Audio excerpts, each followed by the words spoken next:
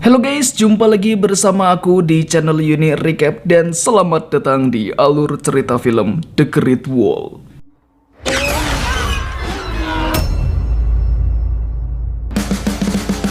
Tembok Besar Cina, sebuah bangunan termegah yang panjangnya bisa mencapai 21.000 km, yang mana 4 kalinya dari jarak antara Sabang sampai Merauke. Gila banget.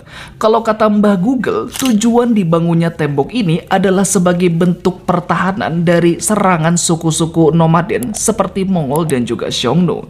Akan tetapi, sebuah legenda mengatakan jika dibangunnya tembok besar ini adalah untuk melindungi Cina dari serangan ribuan monster ganas yang bakalan muncul setiap 60 tahun sekali. Ya udah, karena besok pagi saya harus jadi tukang cuci piring di kondangannya Mbak Lisa, jadi langsung saja kita masuk ke alur ceritanya. Oke cuy, di awal-awal kita dikasih lihat adegan yang cukup bikin tegang. Tampak ada 5 orang yang lagi dibegal sekawanan bandit. Dan karena jumlah bandit yang begitu banyak, dengan terpaksa kelima orang itu melepaskan kuda-kuda mereka untuk digunakan sebagai umpan. Sementara di waktu yang sama, kelimanya bersembunyi di bawah bayang-bayang sebuah batu.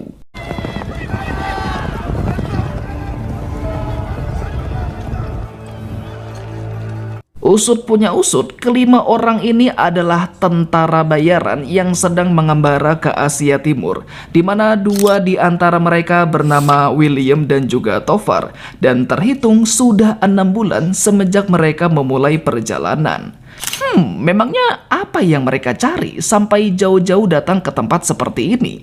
Dikatakan mereka mencari sebuah benda bernama bubuk hitam, sebuah benda ajaib yang katanya cuman bisa didapatkan di negeri yang ada di timur. Dan dengar-dengar benda itu bisa digunakan untuk meledakkan sesuatu hingga dikategorikan sebagai senjata yang overpower.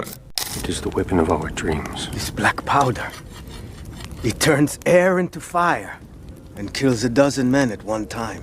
Yap, kedengarannya memang tidak asing karena faktanya bubuk hitam adalah bubuk mesiu yang mana pada zaman itu masih baru banget ditemukan. Sayangnya perbekalan yang mereka punya tinggal sedikit banget dan gak banyak juga yang berguna. Palingan cuman ada segenggam batu magnet yang setelah itu disimpan sama si William. Namun secara tiba-tiba 3 orang di dekat api unggun diserang oleh binatang buas hingga ketiganya modar di tempat. Untungnya karena William adalah MC di film ini, Bro dengan mudahnya memotong tangan binatang itu sampai menjatuhkannya ke bawah jurang. Tapi tunggu sebentar nih, jika dilihat baik-baik kayaknya makhluk itu bukan sekedar binatang buas, dan entah apakah itu, tapi mereka memutuskan untuk menyimpan potongan tangan dari si makhluk sebagai oleh-oleh. I'll take the hand with us. What the hell for? So someone can tell me what I just killed. Selang 2 hari melanjutkan perjalanan, lagi-lagi keduanya kembali dibegal hingga memaksa mereka untuk lari ke pucuk sebuah bukit. Namun siapa sangka keduanya malah tiba di sebuah tembok besar lengkap dengan ratusan prajurit yang menjaganya. Seperti yang udah bisa ditebak, tembok ini adalah perbatasan dari Cina. Dan yap, maju kena, mundur kena. Tapi daripada diparani sama bandit di belakang, kayaknya lebih mendingan menyerahkan diri saja kepada pasukan yang ada di depan. Of course, my friend. Where you go, I follow. Follow my lead. We'll be fine.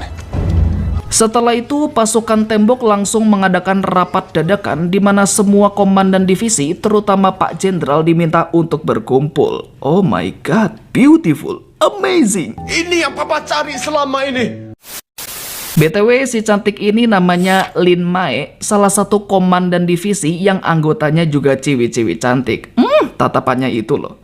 Oke, balik lagi ke masalah tadi. Mungkin dari kalian ada yang bertanya-tanya, kan yang ditangkap cuma 2 orang nih, kenapa jadi repot-repot ngumpulin semua pimpinan? Rupanya perhatian mereka tertuju pada potongan tangan yang dibawa keduanya, lebih tepatnya sih potongan kaki. Dan ternyata mereka semua udah tahu makhluk macam apa yang dilawan oleh keduanya pada malam itu. Where was it found? It wasn't found. It was taken.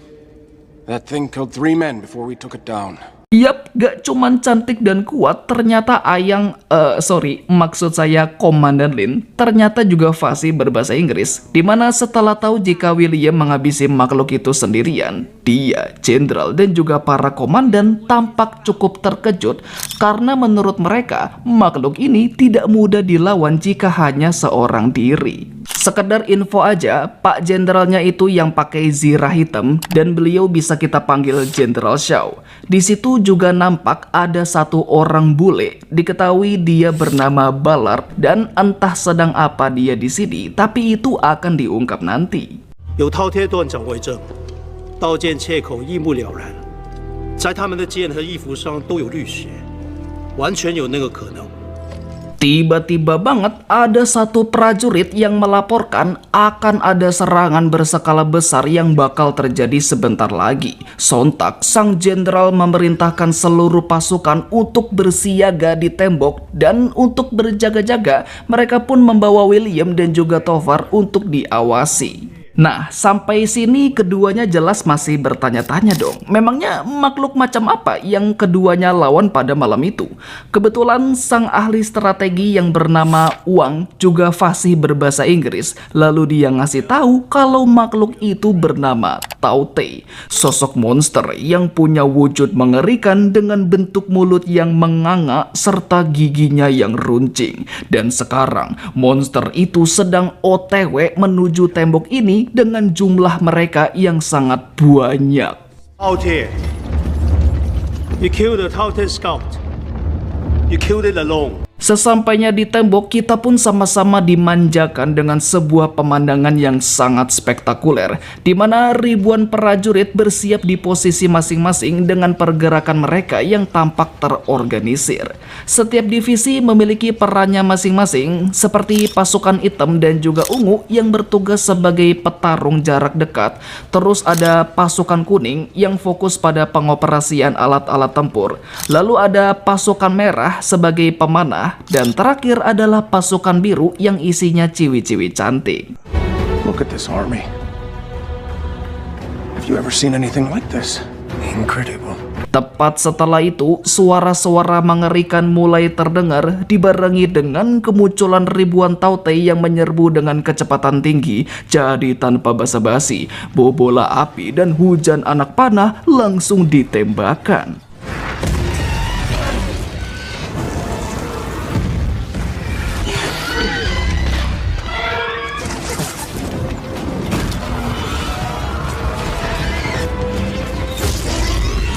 Tepat ketika para Taute mendekati tembok, pasukan biru mulai beraksi dan tanpa ragu mereka terjun ke bawah untuk menghabisi monster-monster itu secara langsung. Dan ya, banyak dari mereka yang langsung kena caplok.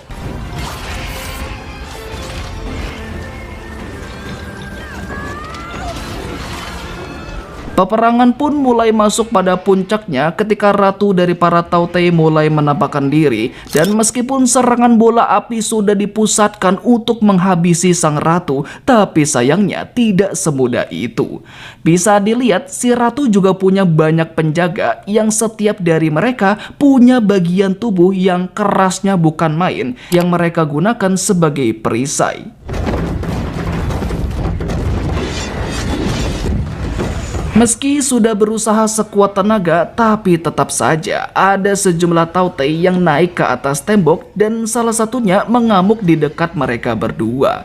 Beruntung ketika semua prajurit sedang sibuk, kesempatan itu digunakan Ballard untuk melepaskan William dan juga Tovar.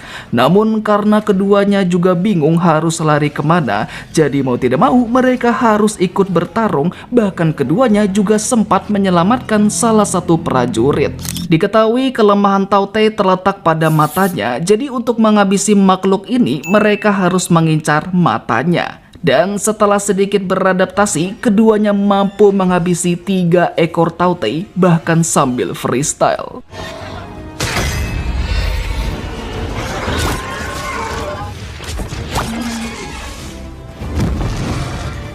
Di saat yang sama, pasukan Taute juga sudah kewalahan hingga memaksa mereka untuk segera mundur. Tapi ingat, ini bukanlah akhir di mana makhluk-makhluk itu akan kembali lagi.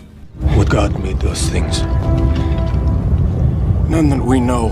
Well, karena sudah memberikan kontribusi dalam pertempuran kali ini, sang jenderal pun memuji mereka berdua dan sebagai rasa terima kasih keduanya juga akan disambut sebagai sekutu. Bukan cuman itu, salah satu prajurit yang tadi diselamatin sama si William juga mengucapkan terima kasih. Nah, karena nantinya Doi bakalan jadi karakter yang cukup krusial, jadi kita panggil saja dia Aceng.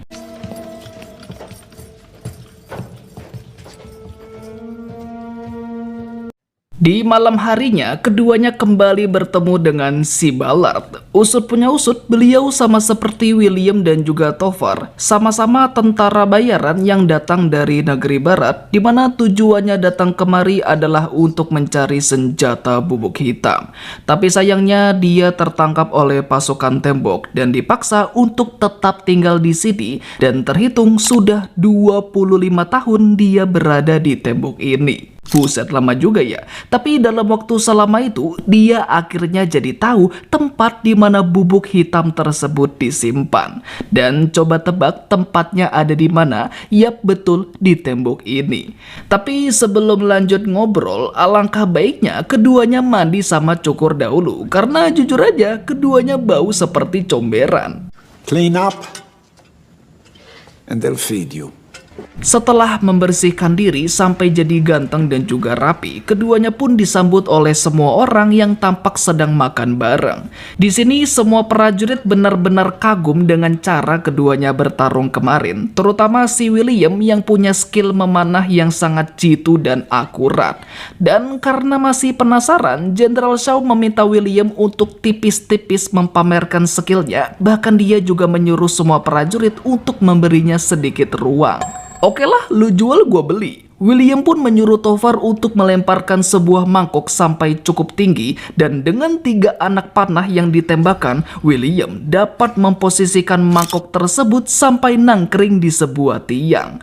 Udah pasti semua orang yang ada di sana menjadi terkagum-kagum.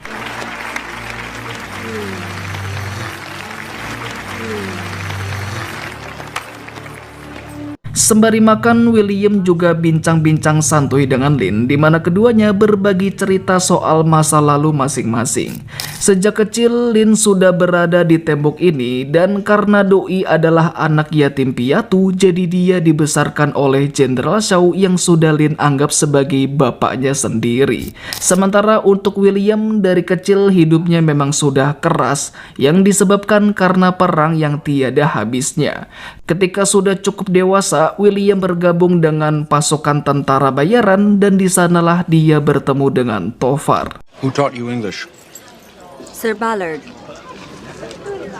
English and Latin. Ketika malam tiba, William, Tovar, dan juga Ballard berkumpul kembali. Di sini Ballard menunjukkan sedikit sampel dari bubuk hitam yang bakalan menyala setelah dijejali api. Nah, selama 25 tahun berada di sini, Ballard sudah menyusun rencana untuk merampok pasukan bubuk hitam, di mana waktu yang cocok bagi mereka untuk beraksi adalah tepat ketika para Tautai kembali menyerang. When the drums call to battle, the guards leave their posts and take their positions on the wall. That is our moment. We want to be riding away.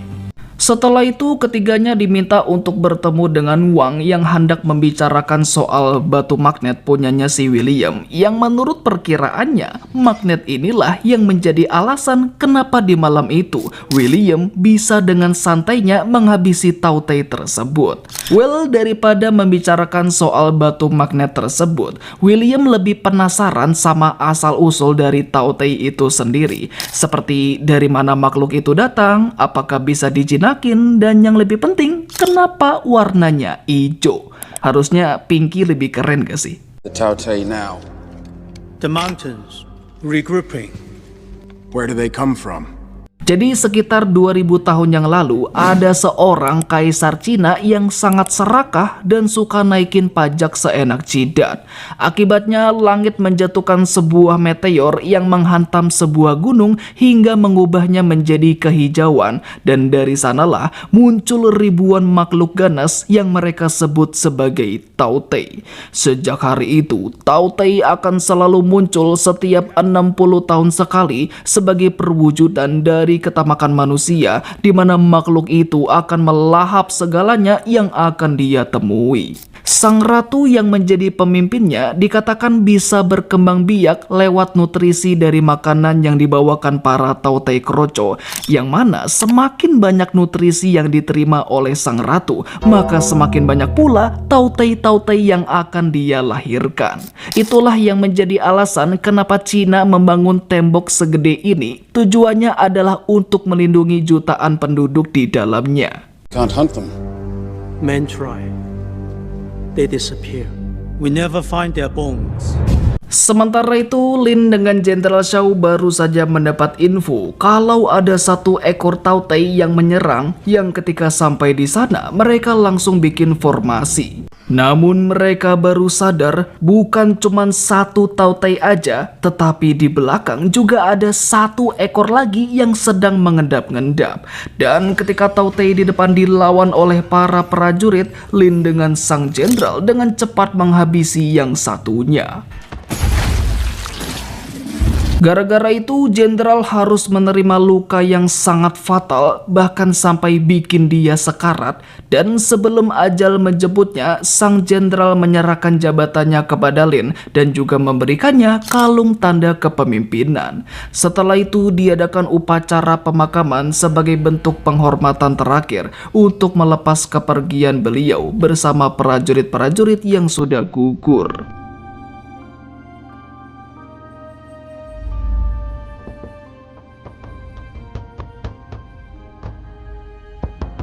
Oke, sudah cukup dengan galaunya, karena tidak lama setelah itu datanglah seseorang bernama Shen yang merupakan utusan dari istana, di mana dia membawakan sebuah informasi penting yang ada erat kaitannya antara Taotai dengan batu magnet tersebut.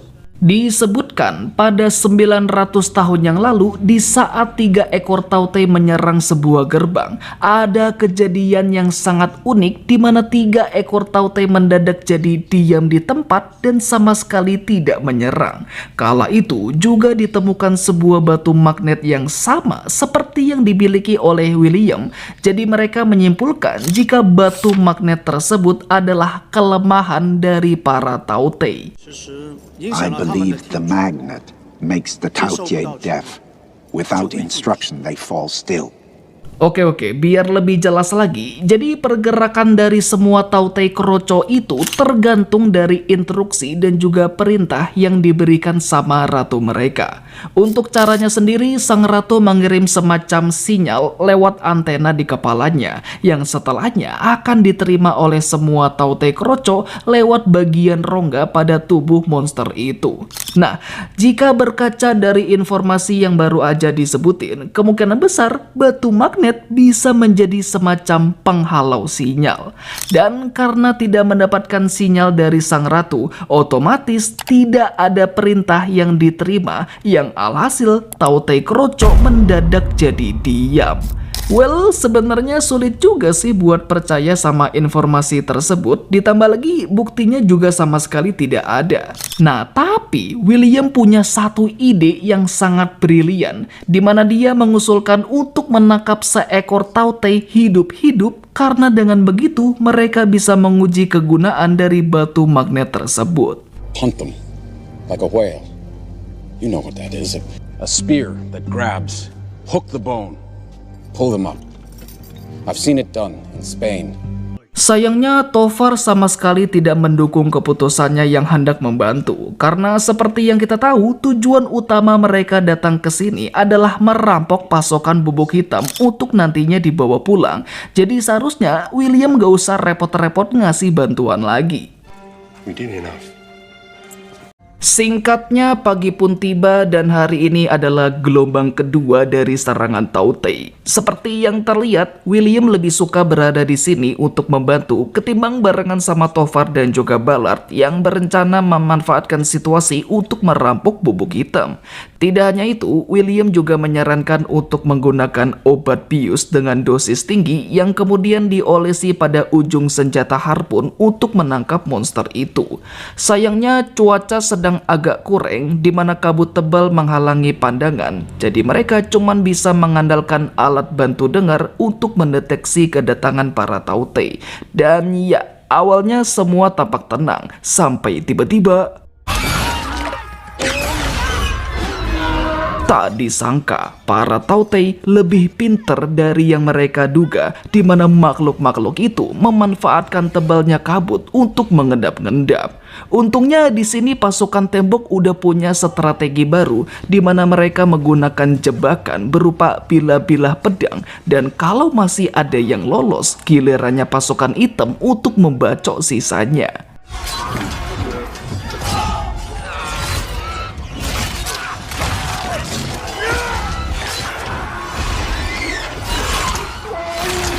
Beberapa harpun yang sudah diolesi obat bius juga langsung ditembakkan. Dan meskipun kena tepat sasaran, banyak dari para Tautei yang masih bisa melepaskan harpun-harpun itu.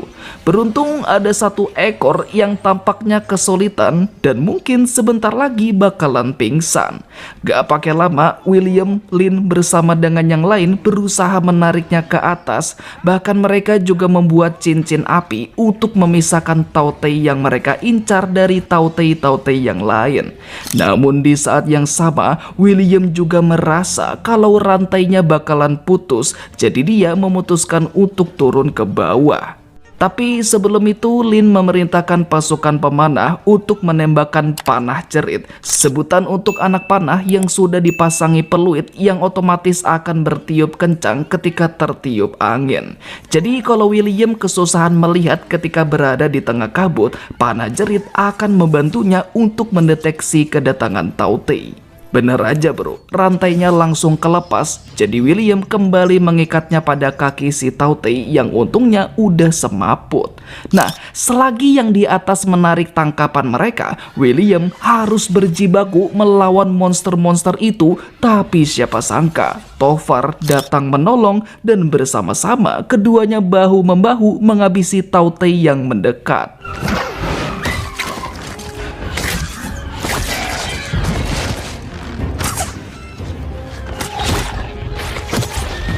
Meski begitu, dua-duanya tetap kelabakan sampai memaksa William untuk menembakkan panah jerit ke atas dengan tujuan untuk mengirim sinyal kepada Lin. Tapi siapa sangka, Lin meresponnya dengan menyuruh pasukannya untuk menggunakan senjata bubuk hitam seperti granat dan juga panah peledak yang langsung membombardir semua Tautei yang ada di sana.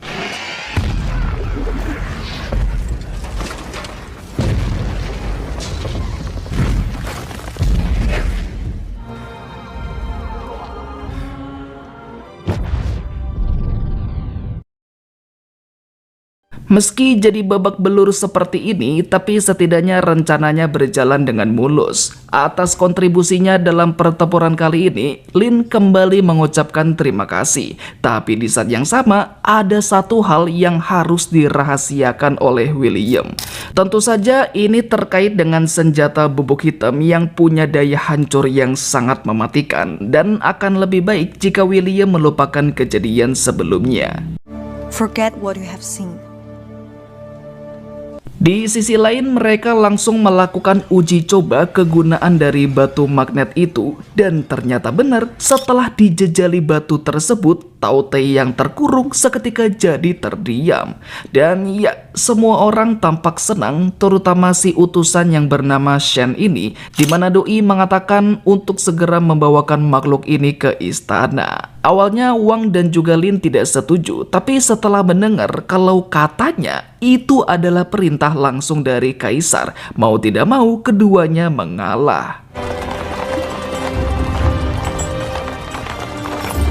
Namun tidak lama setelah itu, pasukan tembok mendapati sesuatu yang sangat mengejutkan. Tampak ada lubang besar yang berlokasi di dekat tembok dan setelah diselidiki, ternyata lubang ini digali oleh para Tautei berbarengan ketika monster-monster itu menyerang tadi pagi. Well, saat itulah mereka baru sadar bahwa mereka sudah kecolongan, di mana lewat lubang ini para Tautei menembus pertahanan tembok dan udah pasti monster-monster itu sedang OTW menuju ibu kota Bianliang dengan jutaan penduduk di dalamnya.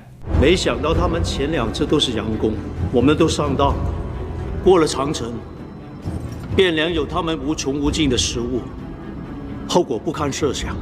Ngomong-ngomong, ini bro kita William sama si Tovar kemana ya? Tumben nggak kelihatan. Oke, sebelum itu kita tarik mundur ke beberapa jam sebelumnya. Jadi ketika semua prajurit sedang berada di lubang itu, Tovar dengan Ballard melancarkan aksinya merampok pasokan bubuk hitam, di mana mereka membobol gudang senjata dengan meledakkan pintunya pakai bubuk hitam.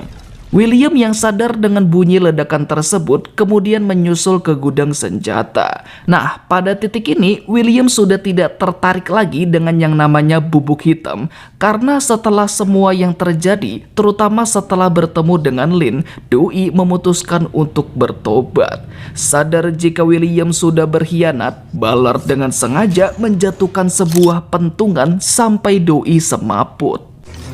Think he's dead? It'd take a lot more than that. Yap, dengan begitu keduanya bisa kabur dengan mudah, sementara si William langsung ketangkap dan hendak dieksekusi. Meskipun sudah menjelaskan kalau dialah yang malah mencoba untuk menghentikan kedua orang itu, tapi tetap aja Lin sama sekali tidak percaya. Beruntung pada saat kejadian ada si Aceng yang kebetulan ada di TKP dan dia berani bersaksi jika William sama sekali tidak bersalah. 你确定吗？事发时想正在汉元阁，想让剑看见他阻拦那2个人。 Well, meski tidak jadi dieksekusi, tetapi untuk sementara William dipenjara dahulu karena setelah ini Lin dan juga pasukannya harus cepat-cepat menuju ibu kota. Beruntung angin kencang sedang berhembus dari arah utara dan hal itu bisa mereka manfaatkan untuk terbang menggunakan sebuah kendaraan mirip balon udara supaya mereka bisa lebih cepat sampai. Sayangnya kendaraan ini masih uji coba, jadi wajar aja kalau banyak dari mereka yang gagal terbang.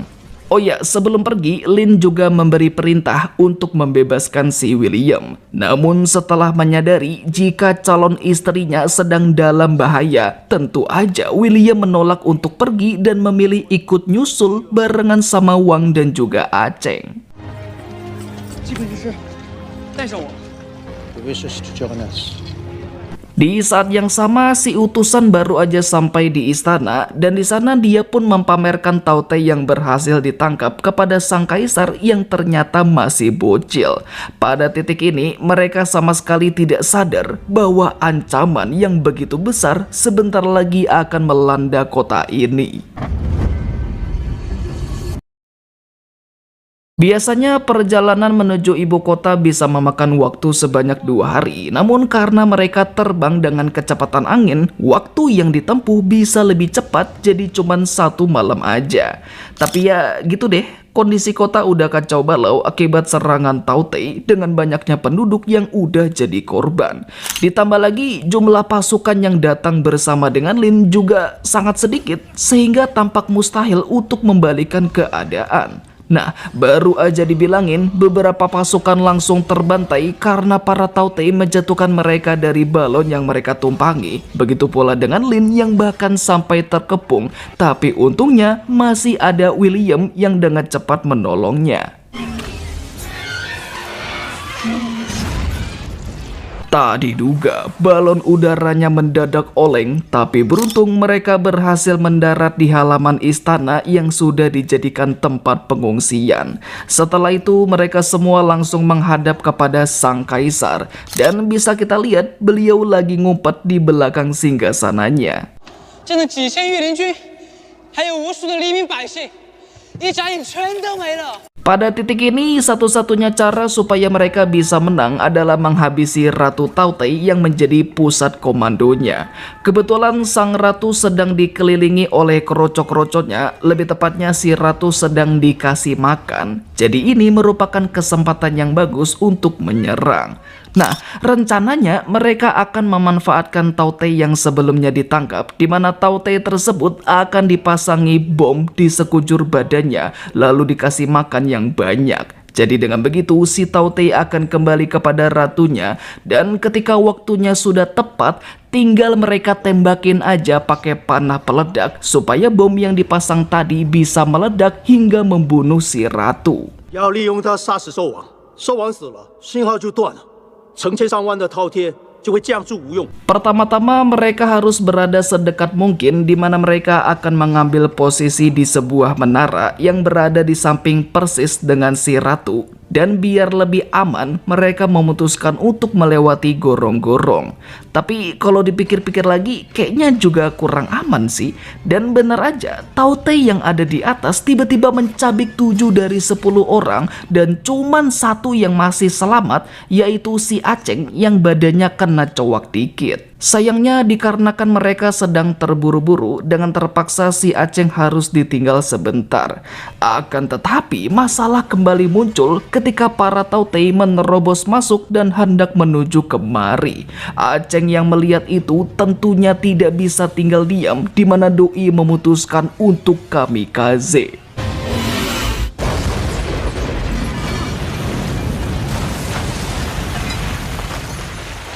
Tak ingin menyia-nyiakan pengorbanannya si Aceng, ketiganya harus cepat-cepat membereskan semua ini. Dan sesuai tebakan, setelah membangunkan si Tautei, makhluk itu langsung memakan daging yang sudah disiapin, kemudian lanjut menghampiri si ratu yang dijaga ketat sama bodyguardnya. Oke, sisa satu langkah terakhir, dan selagi Wang menahan pintu menggunakan batu magnet, Lin dan juga William tinggal menembakkan panah peledak ke arah si ratu. Well, disinilah masalahnya, bodyguard sang ratu bener-bener jadi penghalang, dimana setelah 2 kali menembakkan panah peledak, keduanya masih saja gagal. Ditambah lagi, sang ratu jadi tahu posisi keduanya ada di mana dan langsung menyuruh kroco-kroconya untuk menyerang.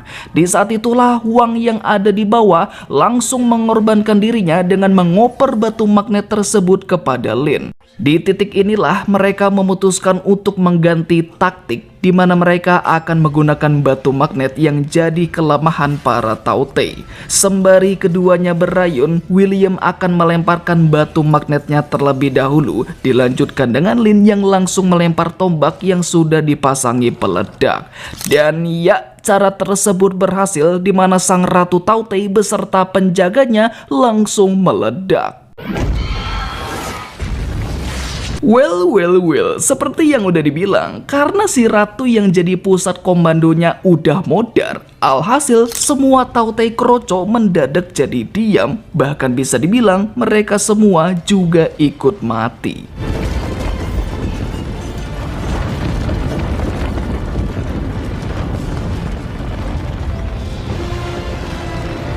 Beberapa hari setelahnya, William kembali lagi ke tembok dengan niatan untuk bertemu dengan dia.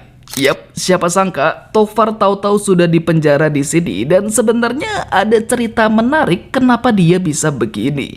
Jadi ketika sedang kabur pada waktu itu, Ballard menyuruh Tofar untuk mengecek arah jalan dengan menaiki sebuah bukit. Tapi nyatanya itu akal-akalan si tua itu supaya dia bisa ninggalin Tofar. Namun gak pakai lama, Ballard langsung kena karmanya, di mana dia dibegal sama kawanan bandit, di mana barang-barang rampokannya termasuk bubuk hitam digasak sama mereka.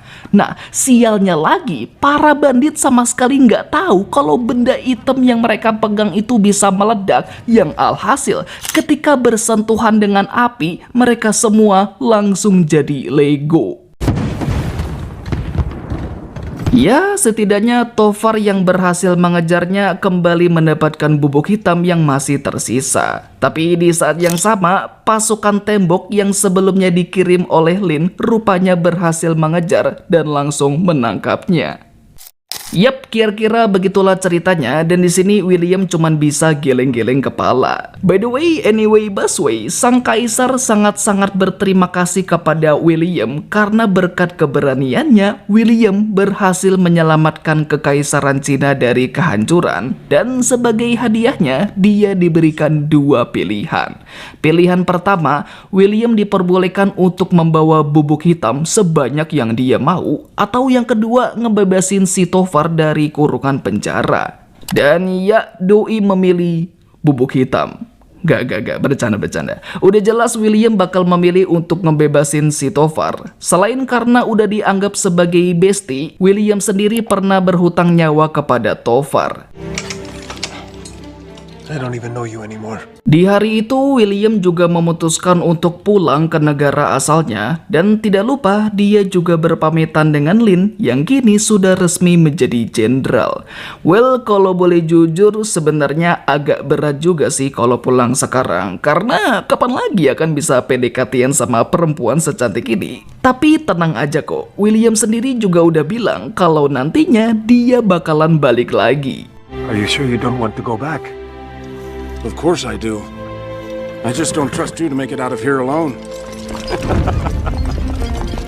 But if I lay down and I play dead and I stay dead, maybe you'll get. So ya, itulah alur cerita dari film The Great Wall. Oke, segitu saja untuk pembahasan kali ini. Jangan lupa untuk like, comment, share, dan subscribe-nya agar saya bisa semangat untuk membuat konten selanjutnya. Terima kasih yang udah nonton sampai habis, dan sampai jumpa di next video. Bye.